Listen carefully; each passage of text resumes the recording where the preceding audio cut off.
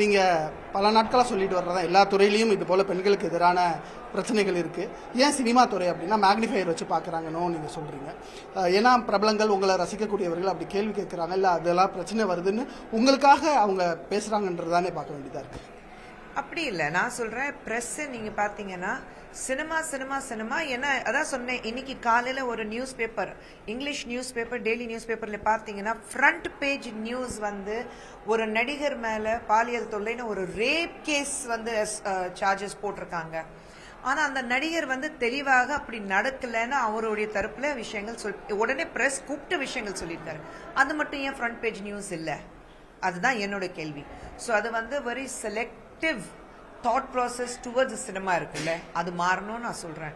Cinema பார்க்கும்போது டெஃபினட்டாக பூத கண்ணாடி வச்சுட்டு நம்ம வந்து இத்தனை நாள் கழிச்சு இன்னி வரைக்கும் சினிமா பற்றி பேசிட்டு இருக்கோம்னா, ஏன் இதுக்கு நடுவில் ஐடி டிபார்ட்மெண்ட்ல எங்கேயுமே நடக்கலையா? அரசியலில் நடக்கலையா? இல்லை உங்கள் டிபார்ட்மெண்ட்லேயும் மீடியாவில் வந்து ப்ரெஸ் மீடியாவில் நடக்கலையா? எல்லா துறையில் நடக்குது. ஆனால் அது பற்றி யாருமே பேசுறது இல்லை. பிகாஸ் உங்களுக்கு அது இன்ட்ரெஸ்டட் கிடையாது. ஃப்ரண்ட் பேஜ் நியூஸ்லேயும் ஏதோ ஒரு XYZ இந்த மாதிரி ஐடி துறையில் வந்து பாலியல் தொல்லை பண்ணாங்கன்னா எவனும் படிக்கவும் மாட்டாங்க, இன்ட்ரெஸ்ட்டும் இருக்காது. ஆனால் ஒரு நடிகன் அல்லது நடிகை பேர் இருந்தாக்கா அது பெருசாக இருக்குது. அது மட்டும் பார்க்காதீங்க சொல்கிறேன். அதான் நான் இப்போ தெளிவாக சொன்னேன். நாங்கள் வந்து ஒரு பெரிய பாரத்தை ஒரு பேகேஜை சுமந்துட்டு நாங்கள் போயிட்டுருக்கோம். டைம் வந்துச்சு அதை இறக்கி விடுவோம். எப்போ எங்கள் மேலே அந்த தாக்குதல் நடக்குதோ நாங்கள் தட்டி கேட்போம்.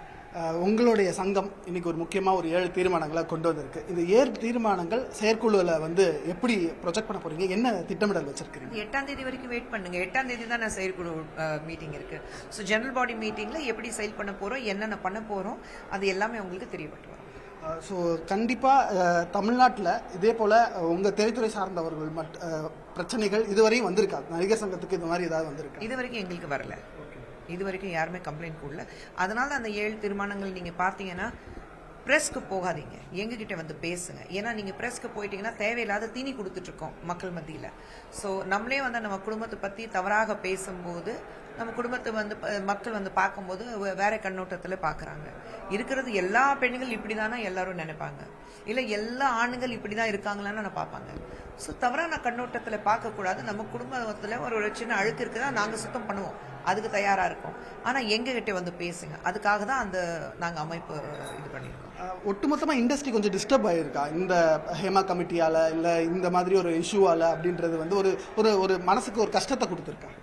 டெஃபினட்டாக கொடுத்துருக்கு. நான் வந்து இல்லை இந்த ஹேமா கமிட்டி ரிப்போர்ட்னாலே நாங்கள் வந்து சும்மா ஜாலியாக இருக்கோம், ஒன்றுமே நடக்காத மாதிரி நடிக்கிறோம், இல்லைன்னா இட்ஸ் ஓகே, அப்படி கிடையாது. கண்டிப்பாக வீட்லேயே ஒருத்தருக்கு ஒரு பாதிப்பு இருந்தால் நாங்கள் எல்லாரும் வந்து கவலைப்படுவோம். ஸோ எங்கள் குடும்பத்தில் இருக்கிறது மலையாளம் சினிமாவில் நடிக்கிறவங்களுக்கு அத்தனை பேருக்கு ஒரு பாதிப்பு வரும்போது அது உண்மையா பொய்யா அது அப்புறம்.